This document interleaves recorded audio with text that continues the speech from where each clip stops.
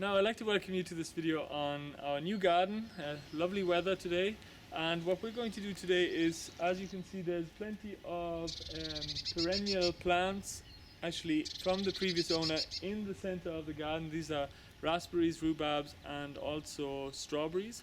And perennial just means that it comes back every year, which doesn't really suit into a crop rotation.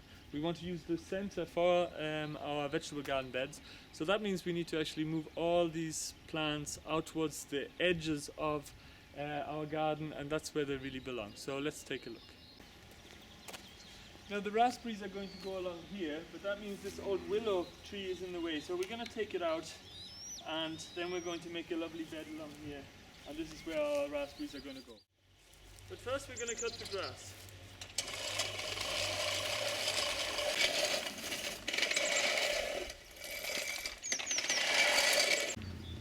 Now we're going to take this willow out, but we're also going to use all the grass. We're going to cut the grass all over the place, and we're going to use it then as mulch for the vegetable beds as well. So this guy here is obviously pretty dead, so he should come out pretty easily. But generally you want to take off the sods around it first, see what you're working with. And to have a pickaxe and an axe is usually a good set of tools to have if you want to take out a stump.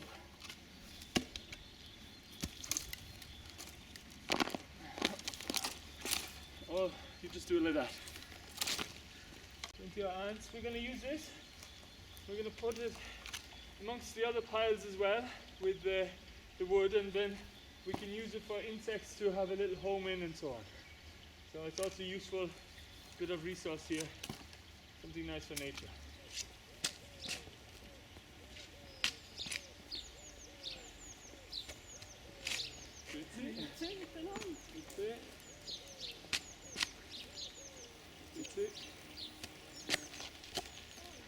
Grüezi means something like hello in Switzerland. Huh? You find a worm? Look at this fella. Oh, here's a beauty, isn't he? So there are plenty of worms here. So the mulching is going to be fantastic for the worms, and they're going to dig the soil for us later. Put them back here. God, the soil is really sandy here, you know. It's sandy clay mixed together, which is fantastic, really. Okay, so if you find loads of worms, that's a good thing, as already mentioned. But rather than kind of chopping them in half, if the ones that survive, most of them hopefully will, just take them aside and put them somewhere where they can actually make new tunnels, because if you bury them again, tendency is that they actually suffocate and die. So just bear that in mind as well. Now one thing that you want to be careful of is perennial weeds. They are the kind of weeds that also will come back every year, but also if you leave any roots in, they will tend to come back. They will grow actually from the root itself. So things like dock and dandelion, but also this couch grass, this is very bad. You don't want to leave it in there. A good trick is actually to take out what you can and come back in 2 weeks, and the ones that come up, just pull them out. The soil will still loose enough to do that. Huh? Oh yeah, good. As you can see here, this is the couch grass, and it makes these kind of underground runners, and they tend to break off and then it regrows as well. Good stuff, love. Yeah, you can see it nicely, huh? Yeah, no distance. By the way, this is Salua, for those of you who don't know. We're just working together at this garden. She's my wife, so say hello to Salua. And Salua, I suppose. Hello everybody. She's lovely, so. By the way, one more thing that I wanted to mention is that if you wait for a really dry day, most of the worms will actually be way deeper down. So this is a good time not to actually disturb them or to hurt them so much.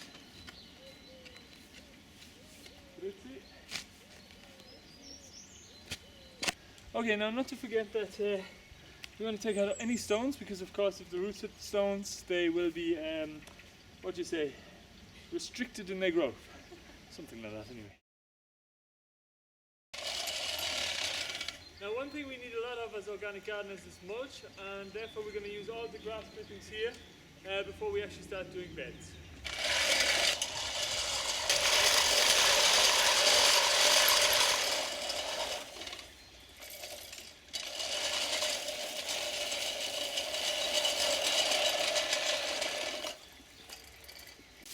Now the other reason we want to also cut all the grass is to find all the slugs or expose them to all the birds that are around here.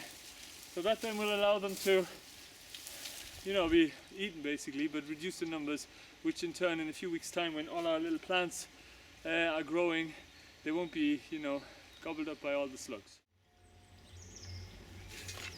How are you doing? You still okay? Okay, the next thing is to take all these sods and we're going to make a compost pile out of them because they're going to have plenty of organic matter in a year's time in it, and it's just a nice way of reusing these sods. This is the grass pile, isn't it? We want that for mulch.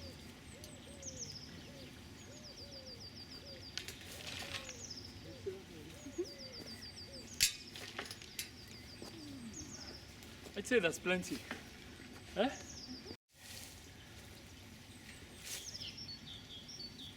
We're going to put some kind of cardboard on top, and that's just going to smother all the weeds, and there will be then lovely compost in time.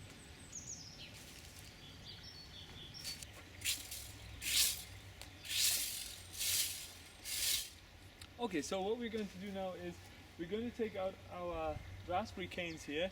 You can see that a lot of these have moved over quite naturally to some new ground, so we're just going to take these new ones and we're going to get rid of those older ones because we don't want them anymore. The other thing as well is the best thing, there's two tools that you can actually use for taking out plants in general. One is a fork, that usually tends to do less damage to roots, and this one then is of course a spade. Now make sure that from the center of the plant that you go at least one width of either the spade or fork away from the plant and go around the plant and try to lever it up. So in this case I'm going to use a spade, and the reason for that is because these are raspberries and they do tend to make runners, and we want to cut through the runners in order to bring them out nice and easy. So we just start with one clump. Remember to go around the entire plant, and then you can just easily enough cut through the roots, the connecting roots, and then you can lever the whole thing up nice and steady. Okay, now one more thing what we want to do is, two things actually. We want to take out all the weeds on the top so they don't regrow in the new place, and the other thing we want to do is we want to protect the actual roots of these plants. That goes with all plants that you take out. You want to protect them from the wind and the sun, because that can do quite a lot of damage in a very fast time. And the best way to do it is to lump them all together in one big area, and then what you can do, especially if you're going to leave them overnight and you don't have time, you can either put a wet towel over them, or you can actually just add a kind of a bit of a, rim of soil around the plant. So that will protect them for a day or two until you're ready to plant. But we're going to do it right away, but I'm just going to store them like this for another short while as well. Okay, what we're going to do now is we're going to make 12 holes, and I also have some compost here, which we're going to put about that much in each hole. And the reason I'm just putting it into each hole rather than mixing it in the whole bed is because A, I don't have enough compost, but B, raspberries, they're pretty strong, and they only need something now because we disturbed roots. They just need a bit of nutrients at the start. So I'm just going to put a little bit of compost in each hole. The other thing I want to do is we are going to do a star-shaped pattern of planting, and that means that we have 6 in this row and 6 in that row, but staggered. And that means then they're spread out evenly, and we'll have this whole area covered in no time. Okay, so we'll just make some holes. We want them nice and deep, and roughly the same size as each lump. So there's 1, 2, 3, 4, 5, 6.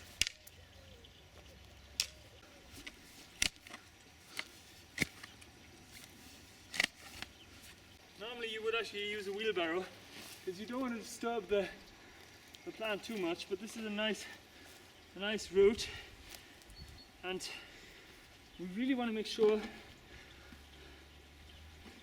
that we also water the whole hole in as well. So maybe half of this should go into the hole right away, around the sides. We want moist roots, if possible as well. Moisten the actual root itself, and you really have great success rate then. And you just plant it away into the kind of wet hole, and you just crumble the soil around it, take out any roots.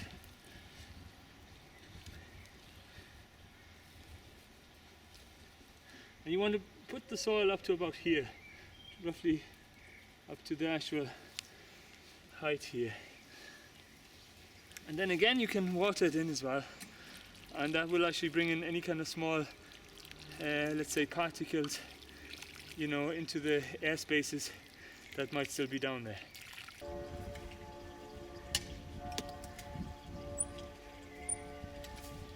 Now it's very important to add stakes to your raspberry patch. The way to do it is you place a kind of a stake at each end and also a few in between, and to have them not running this way but actually that way, parallel to or lengthways to your actual canes. And then you can actually put a wire string running this way, and that will hold the canes in place. That's a very, very good way of actually holding them in place. I'll show you now in a minute what I mean with that. First I'll start putting them in. And don't forget, we have them running in 2 lines anyway, so that's what we're going to do. Okay, now what I've done here is I've run an old wire along this fence here. There's 2 fences running along each row of canes, and what I'm doing here is it's running along this side of the actual posts, and then on the other side of the post as well, and that kind of let's say jams in these canes in between these 2 wires, and that kind of holds them in place. And that's all you got to do to make it nice and steady, nice and strong. You might want to add several layers of wires all the way up. Maybe at some stage we go a bit higher if the canes get higher, but for now there should be plenty to keep them nice and steady. And now if any new ones grow, you can always just stick them in between as they grow up. You know, you can just slap them in. That's it.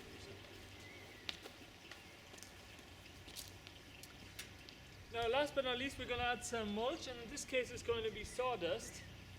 And if you want to know more about kind of mulching and what kind of materials to use, check out my video on mulching. But in this case, because these are perennials and these are woody kind of things, it tends to be better to actually use woody kind of wood chips or bark mulch, things like that, leaf mold. They benefit really well from this kind of thing. Also, if you add a bit of ash, wood ash, to your canes, they're going to love it as well, and they're going to do really, really well. Now I hope you enjoyed the video. As always, I will be soon making more and more videos on beekeeping and also organic gardening. Hope you enjoy it. Thanks for watching.